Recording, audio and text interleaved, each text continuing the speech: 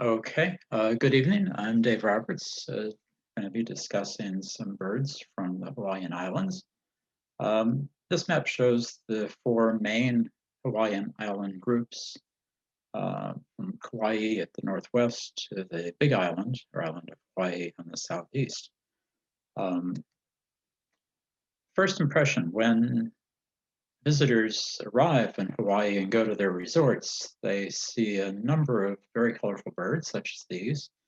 All of these you can see at most resorts, with the exception of the red-billed Leothrix at the bottom right. Um,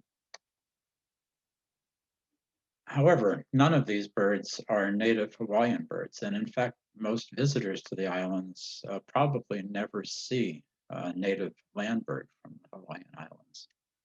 Um, Looking at eBird recently, it now shows 283 species with eBird records for the Hawaiian Islands, and 262 of those since 2000.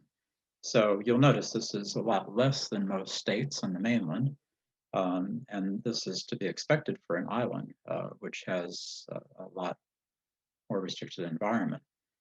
Of these 283, only 31 are endemic species. Um, in addition, there are indigenous seabirds and shorebirds, about 20 of them. Notably, visitors also find that there are no gulls on Hawaiian Islands.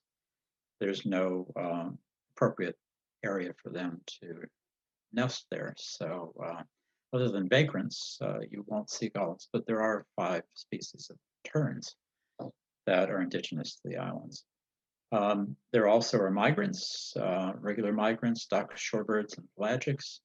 Um, but the largest numbers are the introduced species, which you saw some on the previous slide. These include a number of temperate passerines that have been introduced to the islands, as well as game birds, and we'll look at some of those a little later. Um, and the other large number of birds are vagrants that visit the islands. So these are all seabirds and other migrant ducks and geese that occasionally visit the island. So to understand the current birds that are native to the island, it's important to understand the geography and history of the Hawaiian Islands. So the state of Hawaii consists of the 4 windward islands at the end of a long chain of Pacific islands that extends all the way out to Midway, about 1,000 miles to the northwest. Um, these islands are in this pattern because the Pacific Ocean plate is drifting slowly to the northwest. And over the past 50 million years, that plume began up at Midway. And as it drifts over a magma plume that underlies this plate, each of these volcanic islands have been formed. So this chain of islands has existed for about 50 million years, and birds have become established over that time. However, the main islands that we can visit now and that are occupied are much younger than that. So Kauai at the northwest is about 5 million years old, Oahu about 3, uh, Molokai and Maui about 1.3 million, and the Big Island of Hawaii started forming about 400,000 years ago. And it's listed as 0 to 400,000 because it's still volcanically active, and many acres of land are added to the southeast part of the island every year from the continuing lava flows.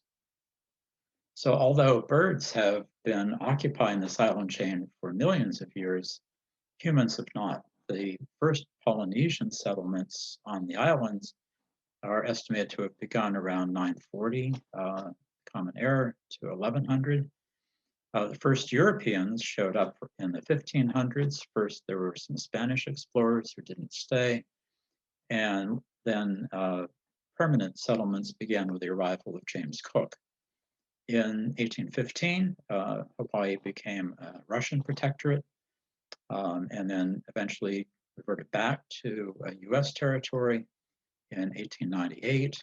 And commercial development by the Europeans on Hawaii was really launched in the 1830s with the establishment of the first successful sugarcane plantations.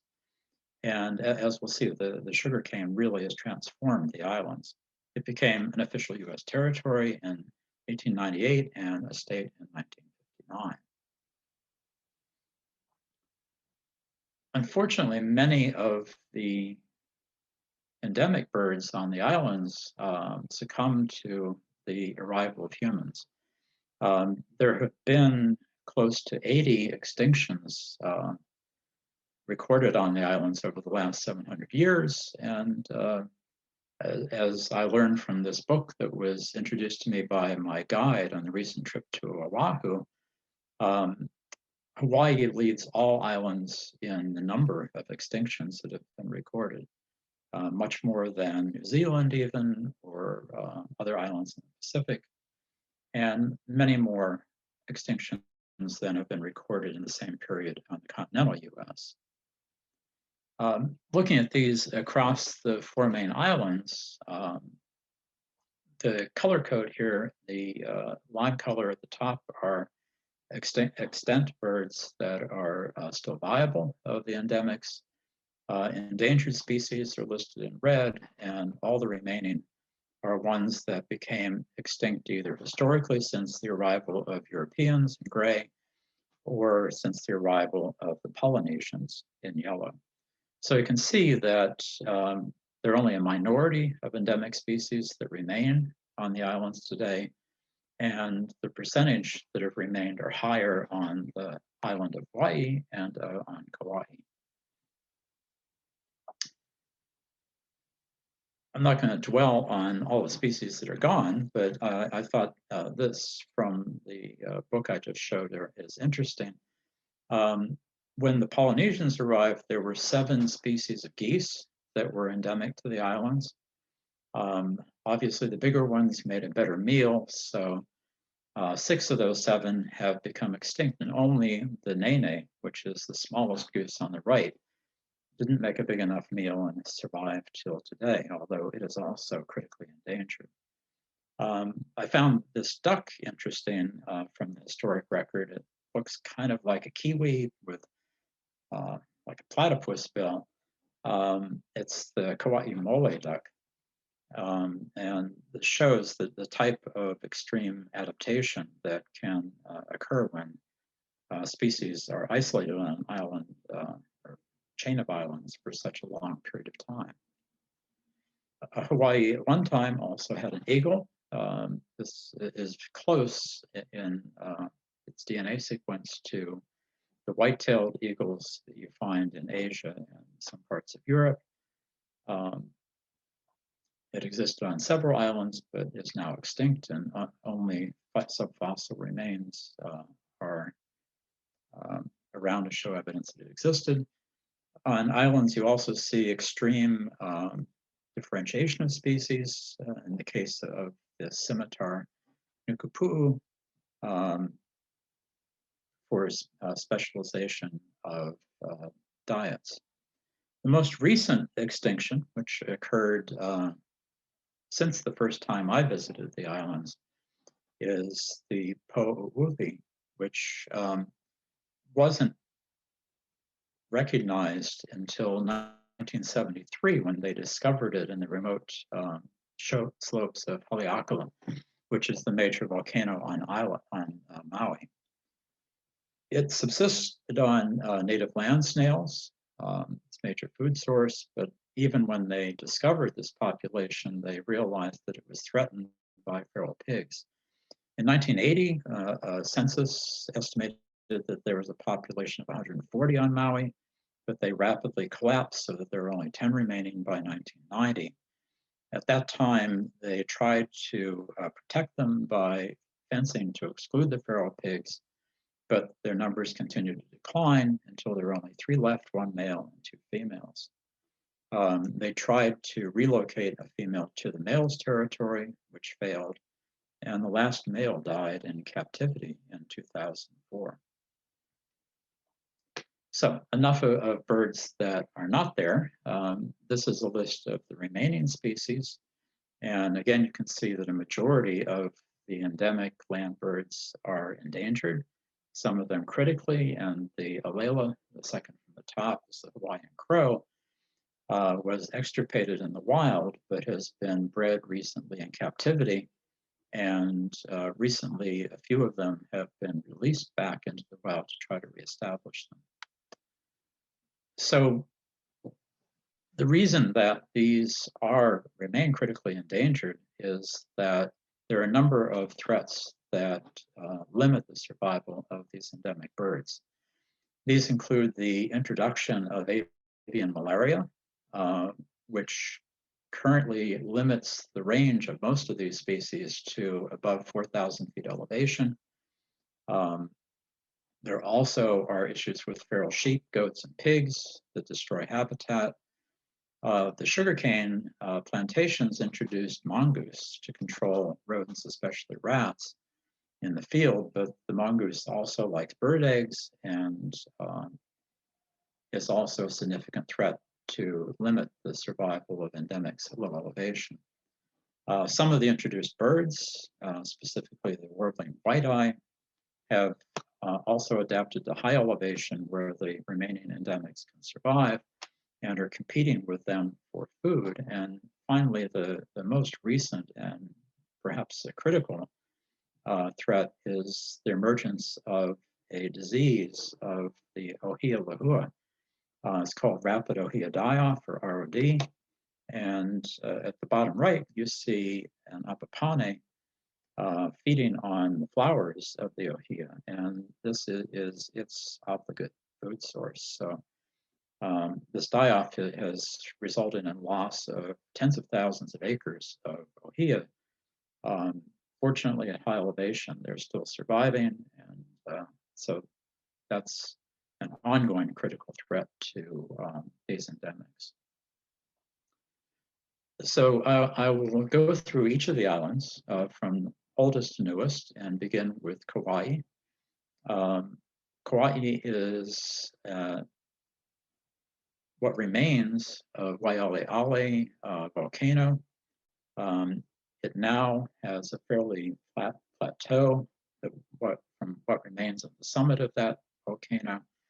And the whole central part of this island is very remote, and it's largely inaccessible because it also gets a tremendous amount of rainfall. And the summit of Waialeale is the world's wettest spot with over 700 inches of rain a year. So the accessible areas of the island are mostly the perimeter at the shore, but I'll be first discussing the Koki'i State Park, which is at the end of this road that goes up to 4,000 feet.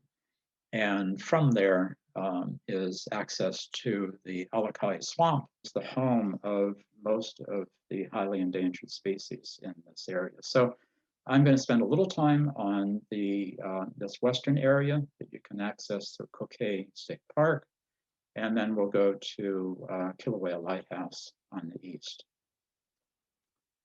So in Koki'i Park and in Alakai Swamp, it's common to see this Kauai endemic, the Kauai Elepaio. You'll be seeing Elepaios on each of the islands, and these have differentiated into several different species. So the Kauai Elepaio is a specific species. They're similar, but you'll see that this one is much lighter than the Elepaio we'll be seeing on the other islands. It's a very curious bird, and I think if Linda was living there and has here the Carolina wren invading her house, this is the most likely endemic to come into your living environment. It's very curious about humans, and you can often see it at eye level, and it will often follow hikers through the jungle. The next is the Kauai amakihi. Its name resembles one of its calls, which I think is typical around the world. And this is an honeycreeper family. They all have these curved bills, and they are a canopy birds, so it's not common to get them down to eye level. Next, we have the Apapane. This is not differentiated between the different islands. So Apapane is the same everywhere, same species. We'll be seeing more of them. They're also a canopy bird. And I thought I had a picture of the Kauai Eevee, but unfortunately the best I have is a blurry, hardly even an ID shot. So I'll be showing you much better pictures of Eevees later, but this is an example of the effects of the avian malaria. If you go back to 1800, shown on the map at the top, the light green area was the range of this bird on each of the islands, and they ranged from sea level up to the tree line. Now in Kauai, they're restricted to this tiny area, which is in the Alakai Swamp and very difficult to get to. And as you can see on the chart on the right, if it's not obscured by the thumbnail. So since 1980, the number of EEVs has continued to decline and now is at less than 1 bird per hectare. So whether I'm ever going to get a better picture of them on this island is unclear. I also have one ID shot of an Akekea, which is this endemic bird. And as you can see, since I'm just showing a drawing, this is a very rare bird in the Alakai Swamp. And I managed to get on it with the help of a native who I happened to run into in the swamp. In addition to these passerines, there are several other interesting endemics in Kauai. One is the koloa, which is the Hawaiian duck, which looks similar to a mallard, but not quite. And in fact, it has hybridized with mallards on most of the other islands, but Kauai is the one island where you can still find purebred koloa that are accepted by eBird reviewers. Here's the nene, which is the Hawaiian goose. These are present on Kauai as well as the Big Island. They have been bred in captivity to maintain numbers, but on Kauai, they also are breeding in the wild. And the Hawaiian coot is shown on the right. This is similar to our American coot, except that it has a much bigger mantle on its head. And the pueo is the short-eared owl. This is a subspecies of the same short-eared owl that we see here on the mainland. And it's differentiated only at the subspecies level. And the one interesting thing about it on Kauai is that it tends to hunt in the daytime. And I've several times seen them hovering. They like to hover and sort of survey the area below that they're thinking to find prey.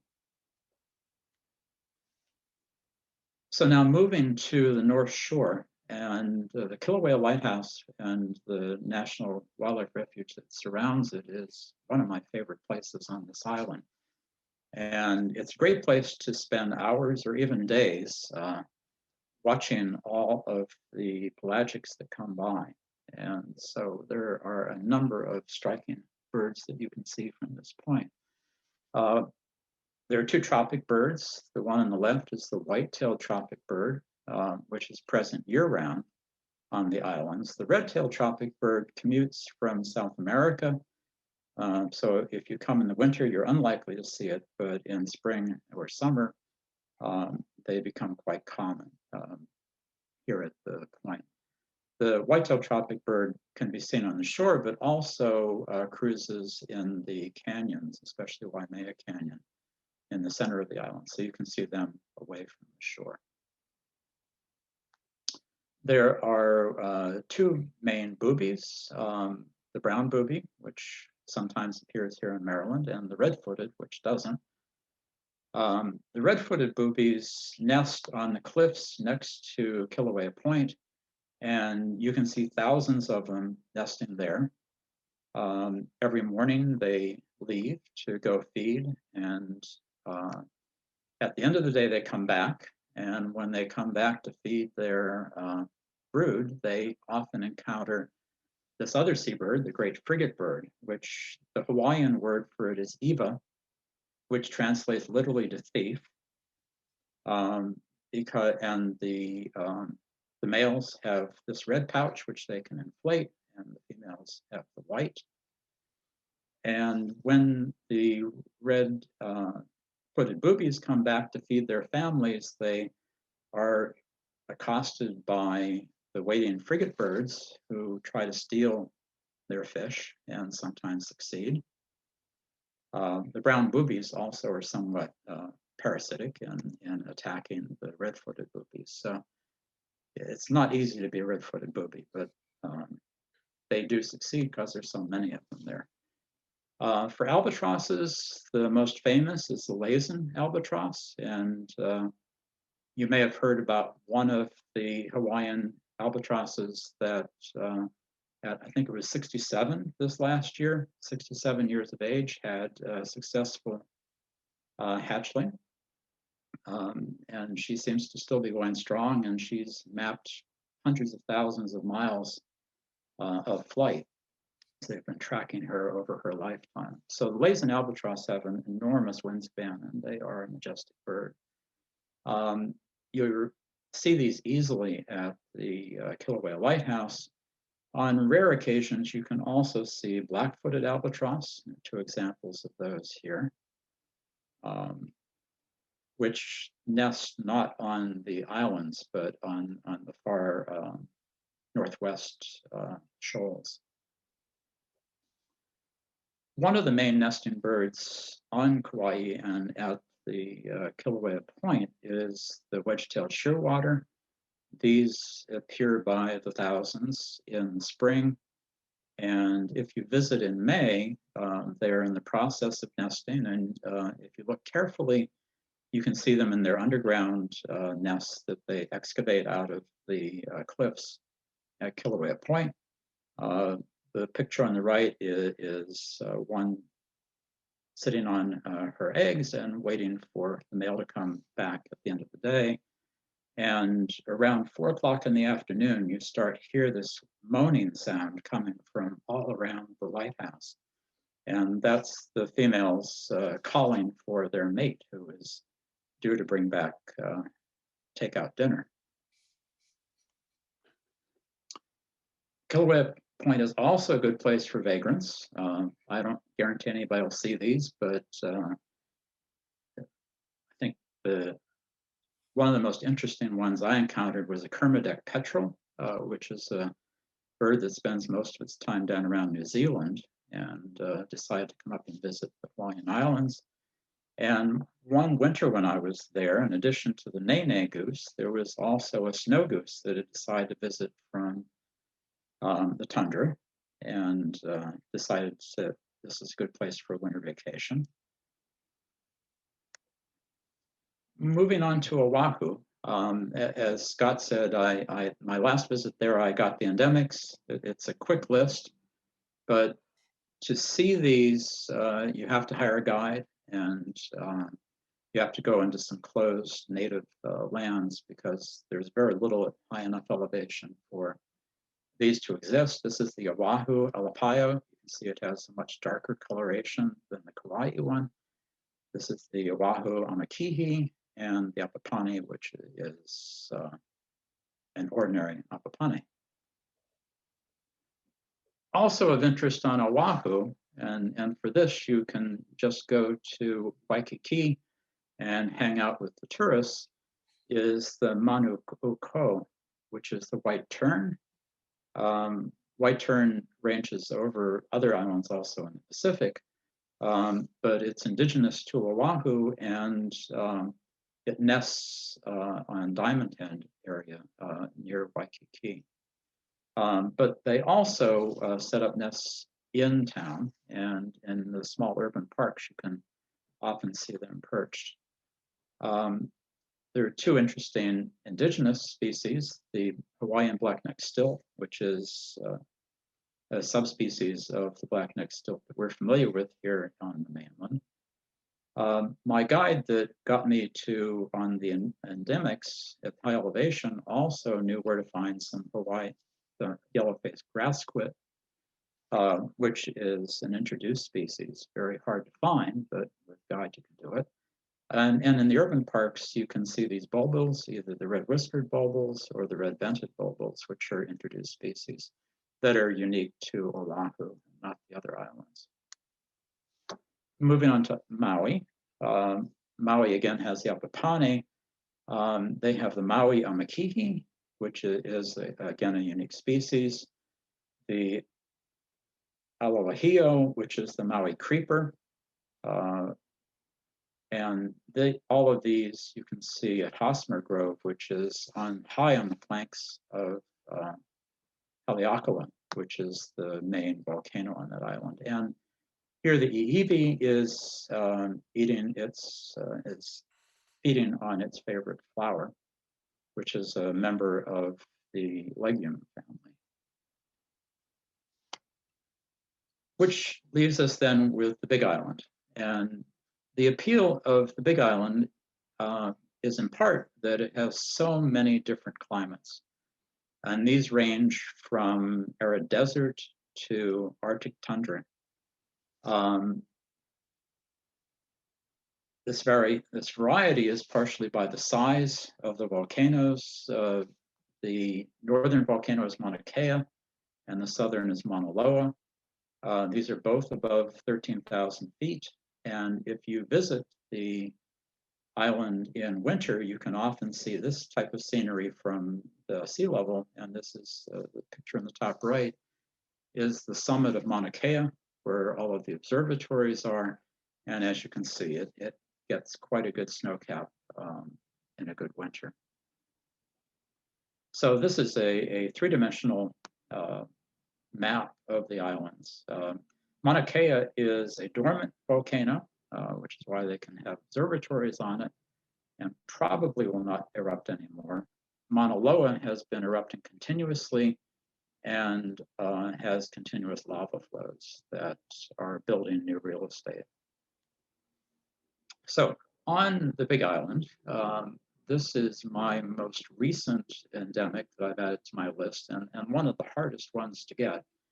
It's again in a closed land that you need permits to access and guide. So the Palila is a type of finch, which is endemic. There are finches that are endemic to several of the islands, but they are extremely rare. The Palila historical range encompassed a lot of high elevation across two of the volcanoes, but its current range is restricted to the yellow zone. And by the last census, there's somewhere between 200 and 300 of these birds left. And they are struggling to survive, in part because feral sheep grazing at high elevations are destroying their habitat. And this area that they are in currently is mostly fenced off, and it requires constant surveillance to keep feral sheep from causing further damage in this area.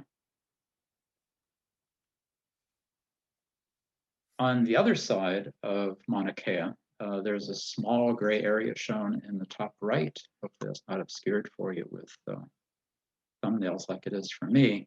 That's on the windward flank of Mauna Kea. And there's, again, a closed area, and they have very limited numbers of permits. You have to have a guide, and each guide has a fixed number of permits that they can use in a year. So it's very difficult to get into these areas. But the Akepa is another member of the honey creeper family, and exists only at high elevation on this part of the flanks of Mauna Kea. The same area is the territory for the Hawaii creeper, which is the cousin of the Maui creeper. And again, it is very rare and critically endangered, but also a very beautiful bird. A little easier to find, although it's easier to hear, not easy to see, is the endemic thrush of the Hawaiian Islands. And this is the Oma'o, and it can be found on the Big Island. It exists at a somewhat broader range and is a typical thrush in its behavior.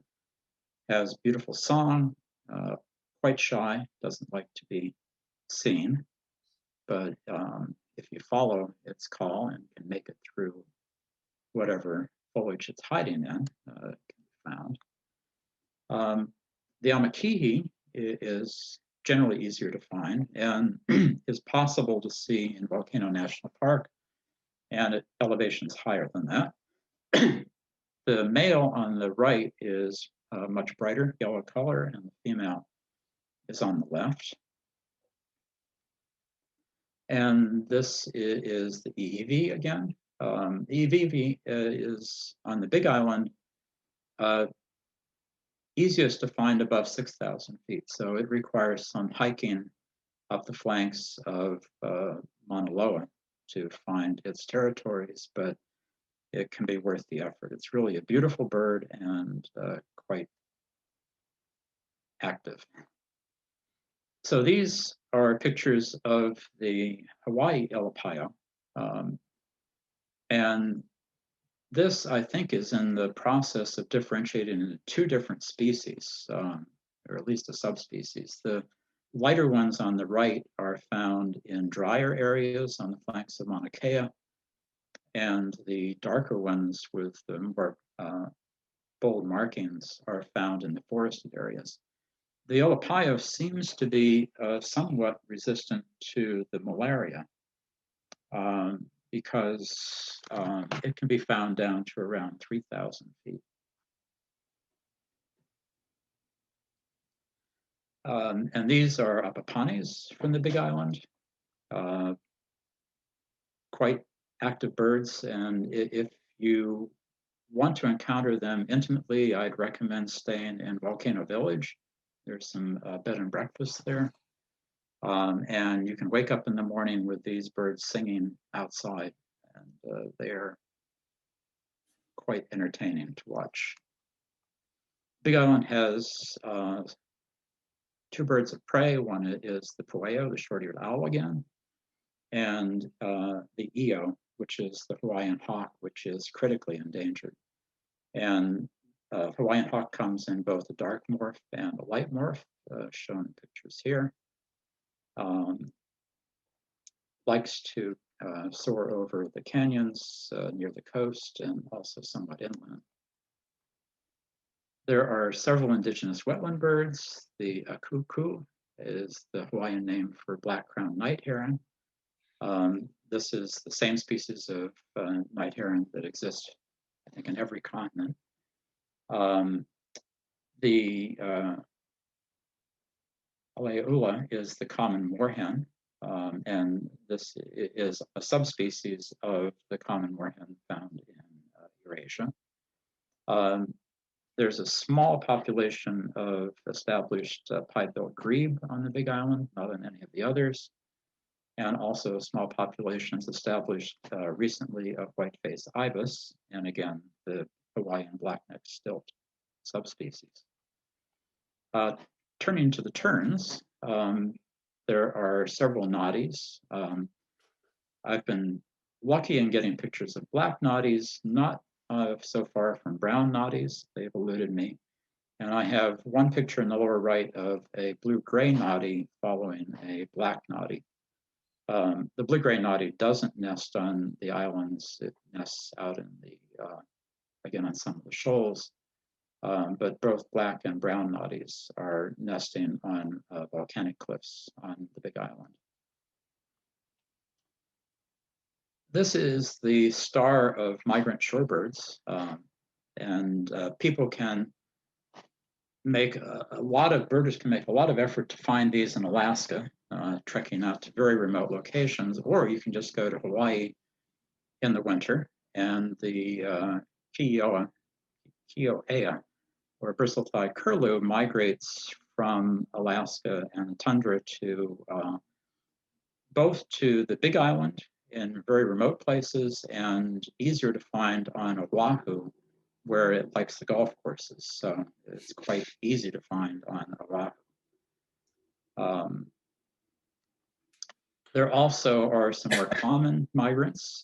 We have ruddy turnstones and sanderlings, the wandering tattler, and huge numbers of Pacific golden plover, also known as the colea. This is the one migrant that tourists are very likely to see because colea are everywhere. In town, on golf courses, in parks, on the beaches, they're everywhere. There are also several annual migrants. The northern pintail, I guess, and the northern shoveler are the most frequent because they have Hawaiian names. But you also see a variety of others that are fairly regular visitors, including scaup and both American and Eurasian widgeons. And then turning finally to the vagrants, the most common gull that visits is the laughing gull, although it's very hard in my case to find them, but I finally got one on a fish pond on the Big Island. Bonaparte's gulls also show up occasionally, and a variety of other species that are really quite rare. I was surprised in a recent visit to the Big Island, in addition to all the colea, there was also a black-bellied plover. This was on the rare birds list, and top right is a black tern. Brant, I've seen several years. This is Pacific brant that they wander, and one of the places they wander to is to the Hawaiian Islands, and greater and lesser yellowlegs, and also redshanks can appear occasionally as rarities. So rebirding, I showed you on the first slide some pictures of some of the common tropical birds. After the Europeans arrived and realized that the Hawaiians had eaten all of their game birds, they decided to reintroduce some so that they could hunt. And there are three main species of francolins that have been introduced, all from different locations, two from India, one from Africa. California quails were introduced about 150 years ago from the West Coast. And the Kalish pheasant from Southeast Asia was introduced. So some of these are open country birds, the quail and the black francolin and the urkels. The gray francolin is more in wooded areas, and the Kalish pheasant is mostly in rainforest at high elevations. There are also some interesting open country birds. The red abatabat was introduced in 1900 from Southeast Asia. It took me a long time to get on these because they are very social, but locations where they're seen, they're either there or not, and they tend to be like pine siskins. They flock in, make a lot of activity, and then leave. And so if you're not there at the right time, they're easy to miss. Eurasian skylarks were introduced from England in 1865 and have become established in some of the more exposed open country areas, and Western meadowlarks also too from the US, and African silverbills from Africa. In terms of forest birds, they've been introduced from every continent again. And we have waxbills, Java sparrows. Right-rumped shama is most common on Kauai. It can be seen occasionally on some of the other islands. The warbling white-eye is the one I mentioned, which is problematic for the endemics because it seems to be able to range almost up to the tree line at high elevation, and it also likes the ohia trees, so it's competing with the endemics for food. Red-billed leothrix from China is a fairly reclusive bird, but if you can get on it, they're quite striking. And the Japanese bush warbler is another one that's easy to hear and very, very difficult to get your eyes on. There are several doves that have been introduced onto the islands. The ones that are best established are the spotted dove and the zebra dove. So these are the ones that you see commonly in urban areas and also outside of the towns. There are some rock doves that have become established, and there's an albino group that are very interesting to watch. Mourning dove is very difficult to find on the islands. They were introduced more recently, and they're an example of that not everything that you try to introduce in Hawaii likes it there. The mourning dove on the Big Island exists in open country and is really never found in town or around people. So it has different habits there than on the mainland. And the other cousin of the doves, which is an interesting find, is the chestnut-bellied sandgrouse, which was introduced from India.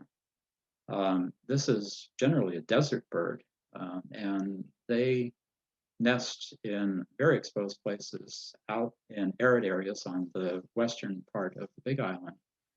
And they like to be a few miles from one of the bedroom communities there that is home for a lot of the natives, and then come in to get water like they do from deserts in the Kalahari and also in India. There are also some exotics that have become established. All of these, except the rose-ringed parakeet, are on the Big Island. They're quite controversial.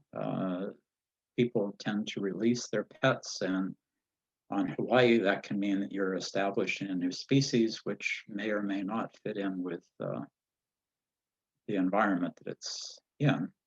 But there are populations of these that have become established. There also are cockatoos on Oahu and some other exotic parrots there. So that's the end of my pictures. What I want to leave people with is some information. If I've sparked your interest in visiting the Hawaiian Islands, they just lifted their absolute quarantine requirement. It used to be, up until now, it was 14 days before you could step foot outside of a hotel. Now, if you're pre-tested, you can visit. And so I want to mention in terms of getting into the areas where these rare endemics are, on the Big Island and on Oahu, I've used the Hawaii Forest and Trail Company, and I listed their website, and Gary Dean is really a remarkable guide. I've used him on the Big Island. On the Big Island also, there's a freelance guide. Lance Tolino is one of the top eBirders on the Hawaiian Islands, and he is also regional reviewer. So if you find any rarities, he's the person that has to approve them on the Hawaiian Islands. He runs his own bird guide company, and I put his website there. In the Alakai Swamp, I've met David Kuhn before. I haven't used him as a guide, but his thing is recording sounds of these rare endemics, and I put a URL for his website. Another person who leads groups into the Alakai Swamp is Jim Denny. I haven't met, but he seems to have a good reputation. In terms of bird guides, the Hawaiian Audubon Society has their Birds of Hawaii. It's currently now in its 6th edition, and picture of it's on the right. And I've also found useful this book, which lists a lot of instructions for how to get to a lot of the unusual hotspots on the islands. And if you can't go there in person, the Hawaii Festival, they have a bird fest. It's coming up. The URL is here, and they're offering a virtual tour of birding sites on Hawaii. So if you can't go there and are not up for trekking through the Alakai Swamp and not getting too muddy, this is maybe a way that you can visit. in the age of COVID and pandemics. So with that, I will stop. Hopefully I didn't go too long. Well, that was great, Dave. Thank you. Fantastic. There's applause for me. Maybe if anybody has anything they want to ask out loud, or they can add them to the chat so it'll be more organized. You can do that. Okay, Let's see, where's the chat? Here, I have it. I thought I just had the chat, but Yes. no. Oh, yes, I see. It's on the right. Okay, so Mike Bowen was asking for recommendations on field guides. I hopefully answered that for you. Absolutely.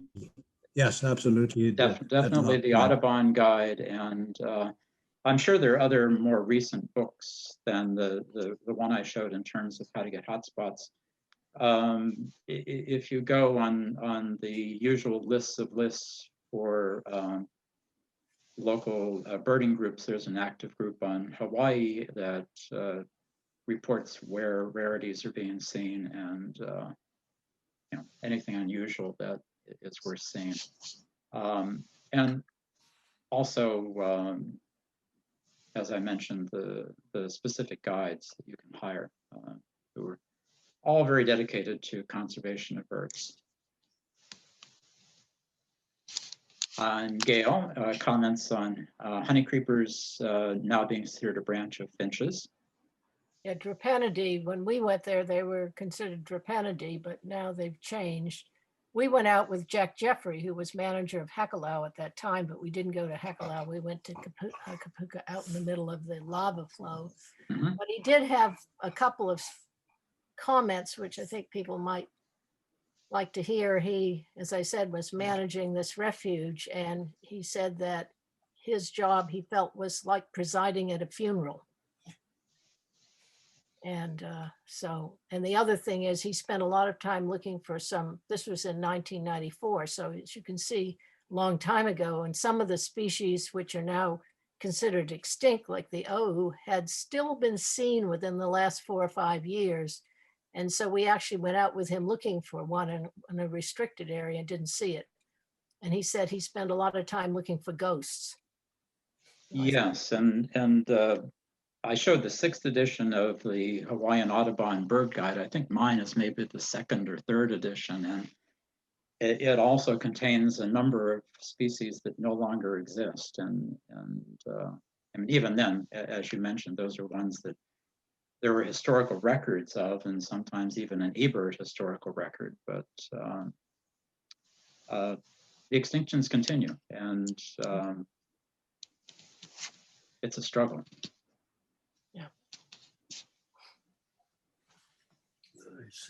Any questions?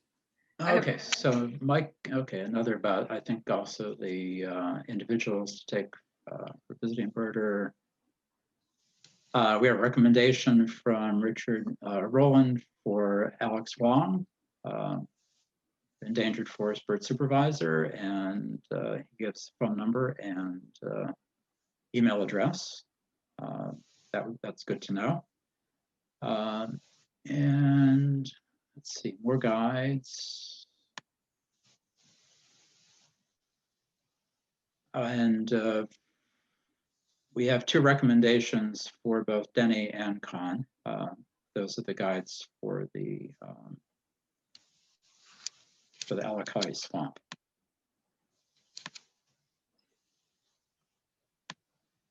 I have a couple of questions, if I may now. I have one kind of trivial one, but always interesting before you go. So you try to go somewhere first. What about insects in Hawaii, and especially the biting kind? There are some mosquitoes, and there's some bad amoeboid parasites in some water, so you want to be careful what water you put yourself in. But mosquitoes are not too bad. But okay, more interesting question, perhaps. What is the reason why there's been so much more, the extinction has been so much more thorough in Hawaii than any other extinction, as one of your first slides showed? Is it because of the isolation, the distance even between the islands? Is it understood? Well, I think it's partially that they started with so many endemic species. So I think there's more diversity there because this chain of islands had been building over millions, tens of millions of years. And so looking at all the vagrants that appear, almost anything can appear on the island. Last time I was on the Big Island, I came across a belted kingfisher. And I have no idea how a belted kingfisher got there, but it did. And if in chance there were two belted kingfishers that were opposite sex, there could be endemic belted kingfishers established there. So I think over millennia, there have been probably a number of species that have appeared and disappeared. So extinctions have probably been ongoing even in the absence of humans, but it's that they evolved over tens of millions of years, and then humans showed up in the last 1,000 years, did a lot of slash and burned agriculture in the case of the Polynesians. And then when the Europeans came and decided that this was good for growing sugarcane, it really devastated the environment. And the other thing that's been pointed out to me is that if you look at the Big Island now, the saddle area between the two big volcanoes and the area west of that going down to the coast is now mostly scrubland or desert. And if you go back several hundred years, it was entirely forested in that area. So it's become much more arid because of deforestation. And so it was sugarcane, pineapple farming. And on the Big Island, the King Ranch owns a huge portion of mid-elevation land on the Big Island. And around Waimea, they are a huge cattle ranch. And is there a let's say a general commitment to protecting what's remaining and continuing to rebird or to protect, or is it only a subpopulation of people, birders, etc.? Well, there are academics, there are people like Gary Dean who does guiding, and Lance Nino. They also are very involved in the conservation of the birds. So it's a small number of academics and private citizens that are dedicated, and it's a constant battle. I mean, when you have the feral sheep and goats and pigs, especially pigs, because they're so intelligent, and almost any effort to fence in an area to fence out pigs, they'll find some way around. And I think that was the problem on Maui. Wow. So there's constant hunting of these feral animals. And when I've been trekking in very remote parts of the Alakai Swamp, I often come across hunters that are out hunting the pigs. They have to hunt for them at night because other than that, you're never going to get anywhere close to a pig.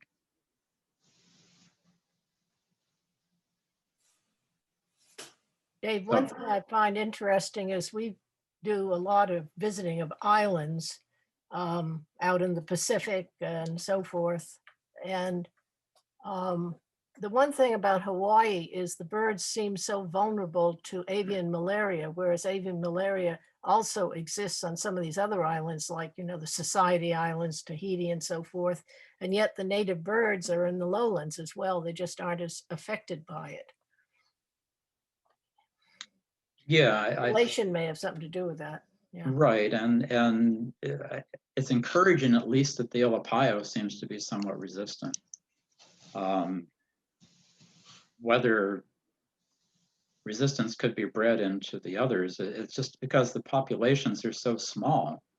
It's a battle of time whether you can keep them going long enough to acquire resistance.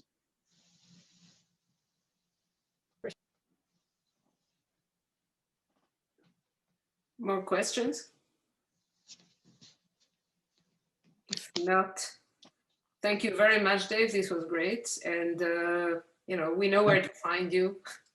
Okay, yeah, if anyone needs the URLs or anything, I can Great. separate that as a slide, and if you want to post that on the, Yeah, I slide took on a the- screenshot of that slide. okay, And so you can post it on. Yeah, I've been recording, but unfortunately I did not start at the very beginning. So apologies, but so you'll have to give this again for the first part. Okay, so thank you very much. Or we can perhaps do the reactions. What I don't know how many we can get. Yeah, pretty good. Okay, excellent.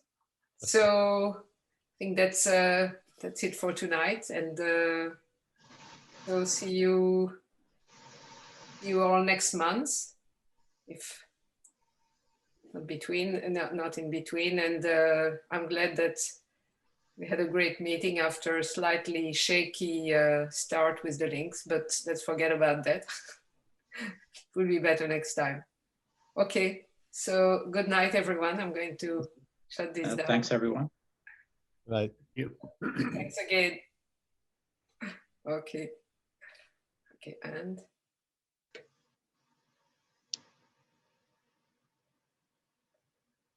okay, I see more people.